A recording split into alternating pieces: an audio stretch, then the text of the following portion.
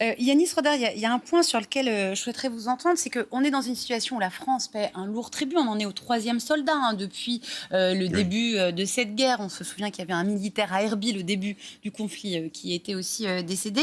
Alors que la France est tenue en dehors de la table des négociations. Il y a là peut-être un paradoxe, Yanis Roder, et ensuite je fais circuler la parole. Oui, il y a un paradoxe. Je ne sais pas si, si vraiment l'affaire de ces soldats tués par le Hezbollah peut être liée à l'absence de la France à la table des négociations. Ce que je vois, moi, c'est que c'est un engagement militaire, c'est un engagement de combat sur un détachement de la FINUL qui est largement visible et largement identifiable comme tel. Donc c'est volontaire. Ce que poursuit le Hezbollah, il faudrait vraiment avoir des informations que nous n'avons pas pour savoir si cette position était particulière, s'il pensait devoir défendre particulièrement cette position.